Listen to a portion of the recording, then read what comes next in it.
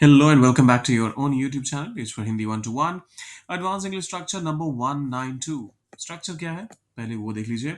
सबसे पहले आप if it was not until का इस्तेमाल करते हैं, फिर आप क्लॉज को इंट्रोड्यूस करते हैं, फिर कहते हैं दैट, फिर आता है सब्जेक्ट और फिर आप वर्ब को करते हैं इंट्रोड्यूस। एग्जाम्पल के माध्यम से बेहतर समझते हैं। जब तक सूरज नहीं निकला हम बाहर नहीं निकले। सो इट वाज नॉट अनटिल, इसमें तो कोई कंफ्यूजन होना ही नहीं चाहिए, ये तो आपका जो स्ट्रक्चर है उसी का पार्ट है। उसके बाद कहा जा रहा है ये ऐसा तब तक नहीं हुआ, कब तक नहीं हुआ, क्या एक्शन होने तक नहीं हुआ, सूरज निकलने तक। The sun came out. अच्छा, यहां पर अगर आप सनराइज की बात करते हैं तो वो उस केस में भी सन केम आउट का इस्तेमाल कर सकते हैं। और अगर आप जैसे मान लीजिए बादलों में छुपा हुआ है सूरज, तो उस केस में भी सन केम आउट का इस्तेमाल करते हैं तो भी सही है। तो आप दोनों ही केस में इसका इस्तेमाल करते हैं, इसलिए ज्यादा यहाँ पर सोचने की जरूरत नहीं है। It's a no brainer. हम बाहर नहीं निकले। अब यहाँ पर हम बाहर नहीं निकले को ट्रांसलेट करते हुए बस ये ध्यान रखना है कि सब्जेक्ट के साथ सीधा सीधा आप वर्ब को इंट्रोड्यूस करते हैं, लेकिन सॉरी, पहले दैट आता है। So that we step outside. It was not until the sun came out that we stepped out. That we step एक सेकेंड, पास्ट की बात हो रही है तो ऑब्वियसली आपको स्टेप्ड कहना पड़ेगा, माफ कीजिएगा यहाँ पर। Okay, it was not until the sun came out that we stepped outside. बस ये ध्यान रखना है, मैं पूरा मेरा फोकस यहाँ पे चला गया कि सेंटेंस आपने हिंदी वाले पार्ट में देख लिया, नहीं का इस्तेमाल हुआ है तो यहाँ पर that we didn't step out कर देंगे। वो मत कीजिएगा, वो करने की आवश्यकता नहीं है। आपका जो मैसेजिंग होगा ये स्ट्रक्चर के माध्यम से वैसे ही कन्वे हो जाएगा। So it was not until the sun came out that we stepped outside. पहला कंडीशन फुलफिल होने के बाद ही हमने दूसरा वाला पूरा किया, और दूसरा वाला तो पूरा किया ना, तो हिंदी में हम इसको कुछ यूं कह सकते हैं, जब तक सूरज नहीं निकला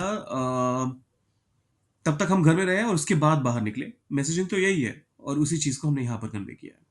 जब तक टीचर नहीं आए आई क्लास में शांति नहीं हुई। It was not until teacher नहीं आई, टीचर अराइव्ड, अरे अराइव्ड, कहाँ नहीं आई, क्लास में। until the teacher it was not until the teacher arrived, class में शांति नहीं हुई। दैट अब यहाँ पर शांति कहाँ हुई, क्लास में। सो हम क्लास को ही सब्जेक्ट के तौर पे इंट्रोड्यूस कर देते हैं, यहाँ पर इंक्लूड कर देते हैं। द क्लास शांति नहीं हुई became quiet. It was not until the teacher arrived that the class became quiet. It was not until the teacher arrived that the class became quiet. जब तक मैंने सच्चाई नहीं सुनी मुझे यकीन नहीं हुआ। It was not until मैंने सुनी, I और सच्चाई सुनने की बात हो रही है। So I heard the truth. मुझे यकीन नहीं मुझे यकीन नहीं हुआ। That अब यकीन होने की बात हो रही है तो आप कहेंगे that I believed it. It was not until I heard the truth that I believed it. सुन लिया उसके बाद ही विश्वास हुआ, सुनने के पहले तक विश्वास नहीं था। फिर आता है जब तक बारिश नहीं रुकी उन्होंने छतरी बंद नहीं की। It was not until the rain stopped that उन्होंने दे छतरी बंद नहीं की। क्लोज देयर अम्ब्रेलाज कह सकते हैं, they close their umbrellas. They obviously सारे के सारे एक ही छतरी के नीचे तो नहीं होंगे। जब तक बिजली नहीं गए बच्चे पढ़ाई में लगे रहे। It was not until the power, अब बिजली जाने के लिए power went out, power go out का इस्तेमाल करेंगे बेसिकली। और यहां पर हम कह रहे हैं बिजली नहीं गई, सो पावर पास की बात हो रही है। Went out, it was not until the power went out, बच्चे पढ़ाई में लगे रहे। दैट द चिल्ड्रन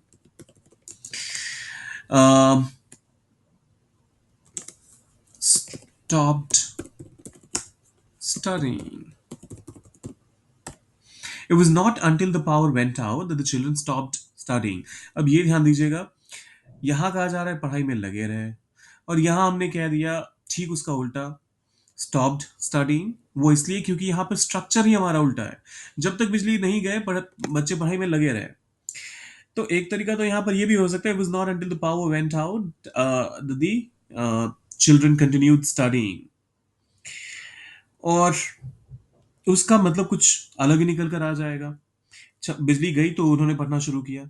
लेकिन यहाँ पर आप ये कहना चाह रहे हैं ना कि जब तक बिजली नहीं गई बच्चे पढ़ाई करते रहे, लेकिन बिजली जाने के बाद पढ़ाई का काम रुक गया। सिमिलर बाकी स्टेटमेंट्स को भी ध्यान से देखिए। जब तक बारिश नहीं रुकी उन्होंने छतरी बंद नहीं की। तो आप यहाँ कहना क्या चाह रहे हैं कि उन्होंने छतरी पहले बंद कर दी और बाद में बारिश रुकी? ऐसा तो नहीं हुआ। सिमिलरली आप ये कह रहे हैं कि बारिश रुकी until the rain stopped, they closed their umbrellas। उन्होंने छतरी बंद की। यहां पर हिंदी में था नहीं की। तो सिमिलरली जो भी आपका एक्शन है उसका ठीक उल्टा आपको कहना पड़ेगा।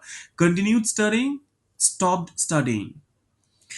जब और उसी पैटर्न पे ये वाला भी है, जो आप देखेंगे तो आपका जो थॉट प्रोसेस है अब बिल्कुल सेट हो जाएगा इसके बाद। जब तक घंटी नहीं बजी सब छात्र अपनी जगह बैठे रहे। तो इसको हम ट्रांसलेट करते हुए कहेंगे it was not until the घंटी बजी, द बेल रैंग, सब छात्र अपनी जगह बैठे रहे, that all the students stood up. एनार पटा। लेकिन यही तो आप कहना चाह रहे हैं कि जब तक घंटी नहीं बजी सभी छात्र अपनी जगह बैठे रहे।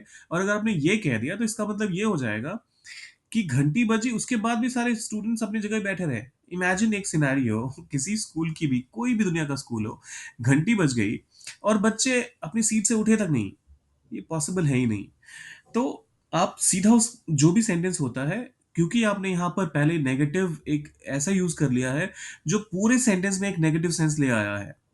तो इस वजह से आपको इस चीज का ध्यान रखना पड़ेगा कि जो भी एक्शन यहां कहा जा रहा है आपको ठीक उसका उल्टा इंग्लिश में कहना पड़ेगा।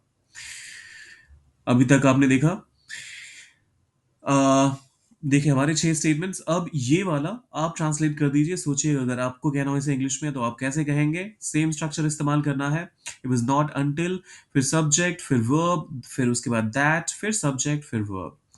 तो बनाइए इसको इंग्लिश में, कीजिए ट्रांसलेट। और जाने से पहले सब्सक्राइब, लाइक और शेयर करके जाइएगा। मिलते हैं जल्दी।